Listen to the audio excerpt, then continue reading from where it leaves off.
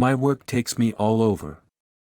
But, the strangest place I have ever been is a little town called Prey, Texas. I drove past city limits just as the sun sank below the horizon. Golden light pooled in the worn leather of my passenger seat, and I squinted to read a chipped welcome sign. Prey, Texas. Home to 81 souls. I shook my head. Folks in these small towns were always so sanctimonious. People worth souls, everyone wished each other a blessed day, and the radio played only breathless preaching.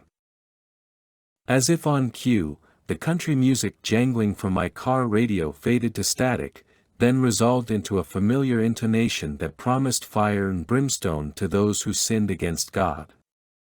I turned the volume off.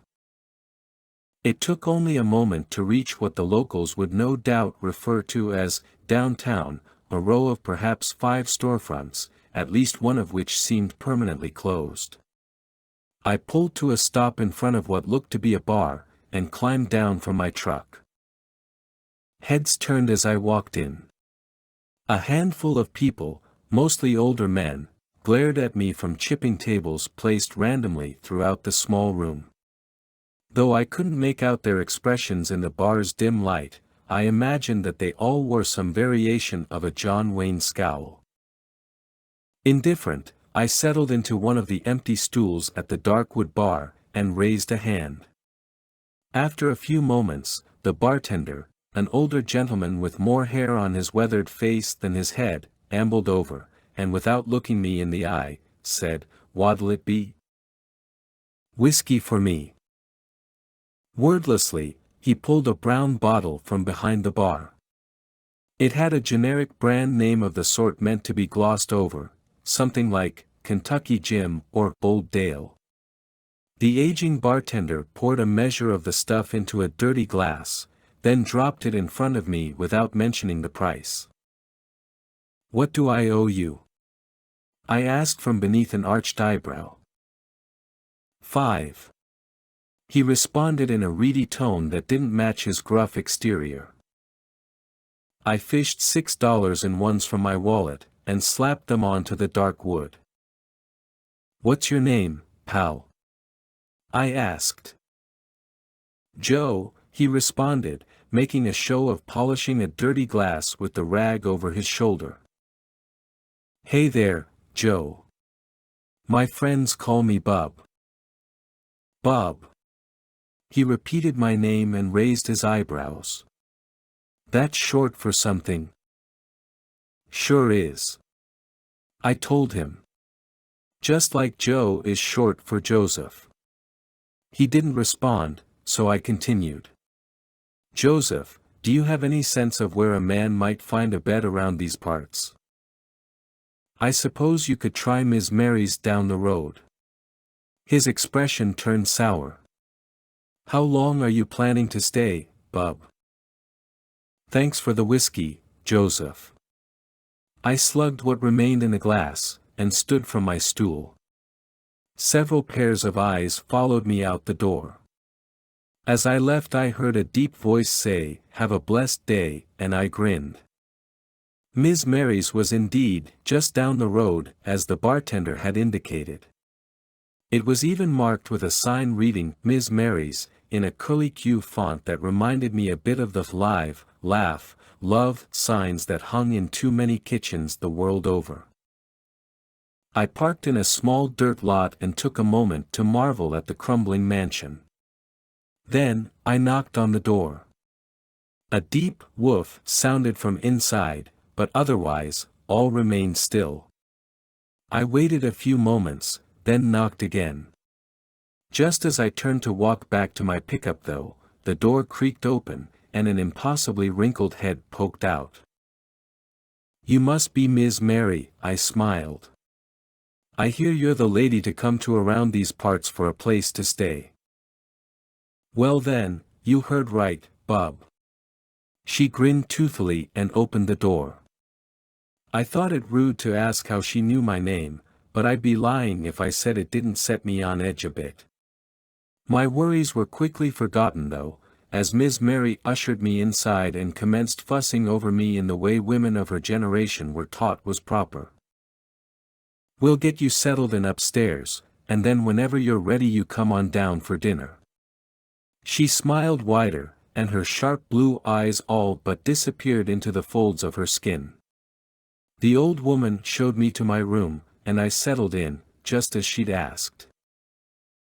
After a while, I came down to find her setting out plates and silverware on a massive wood table.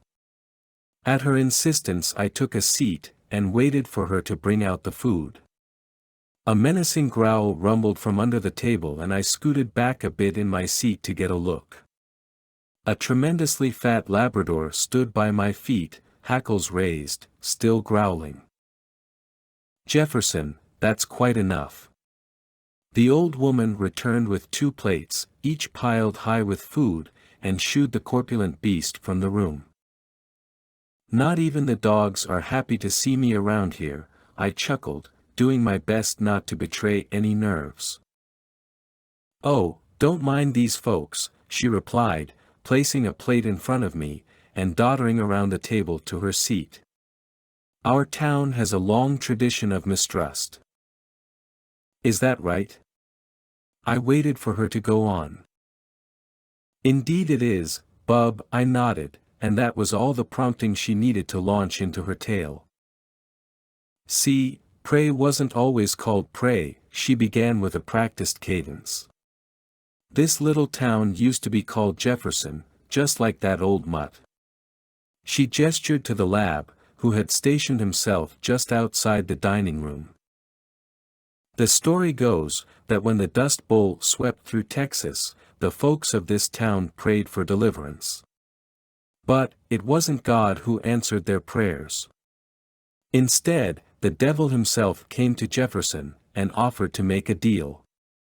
She kept the same, joyful smile as she spoke, but her voice cracked a bit. "Do you know what that deal was, bub?" "I'm sure I don't, Ms. Mary," I lied. "The people of Jefferson promised the devil the souls of their offspring if he would deliver the town from ruin. And the old devil agreed. He promised that the very next day the townsfolk would know prosperity like they'd never seen. But he also promised that he would be back in 81 years, 1 year for every soul he spared that day, and he would take the souls of anyone he found left in town." She let the final word trail off into what she no doubt imagined to be a spooky whisper. "Well, that's quite a story." I laughed. "Did the devil make good on his promise?"